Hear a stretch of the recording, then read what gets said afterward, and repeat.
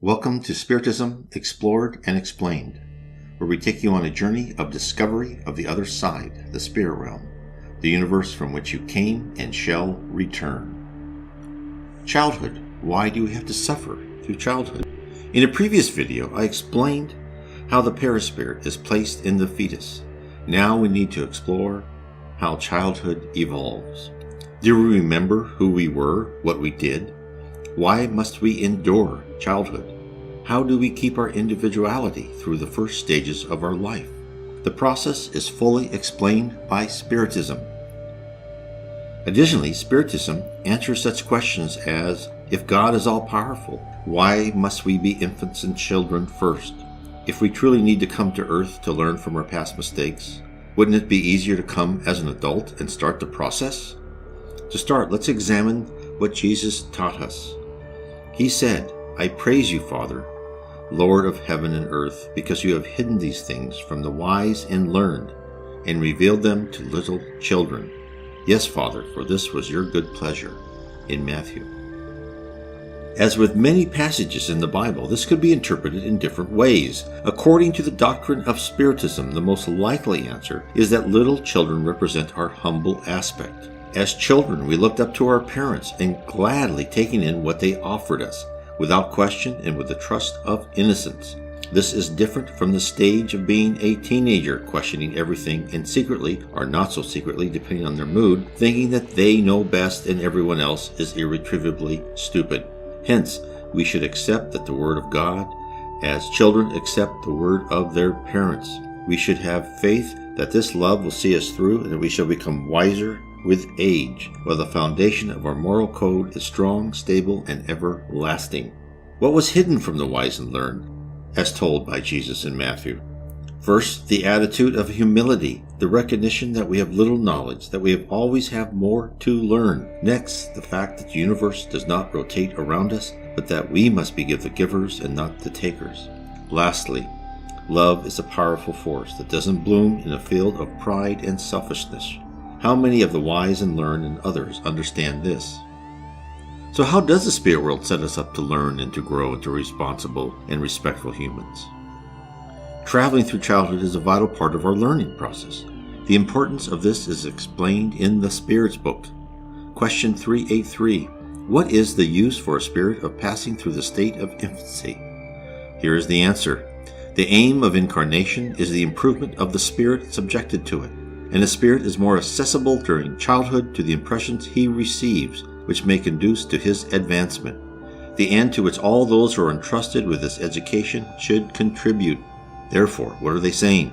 While we are young, we have the opportunity to change our basic dispositions and instincts for the better, since we are in a more open and trusting state. Hopefully, this will allow us to improve our performance in later life and help us to attain a higher awareness of spirituality. This point is reinforced by the following statement later in the Spirit's book.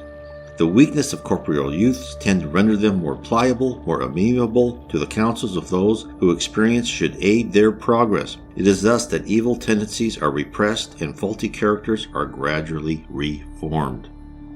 What more does one need to fully understand the significance of being good parents? Our first mission here on earth is to create a loving and enriching atmosphere for our children. It is our duty to supply the structure, morally and physically, to give our children the best chances possible for a successful life. But why do we sometimes see examples of horrible parents? Why does God allow this? The Spirit book supplies the answer. In question 891, since material affection is a natural sentiment, why is it that mothers often hate their children, and even in some cases before their birth? Here's the answer.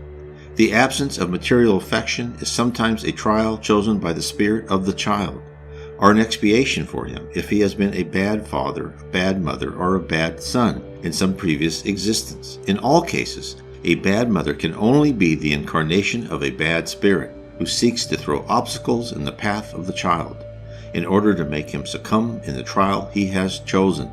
But a violation of the laws of nature will not remain unpunished, and the spirit of the child will be rewarded for surmounting the obstacles thus thrown in his way.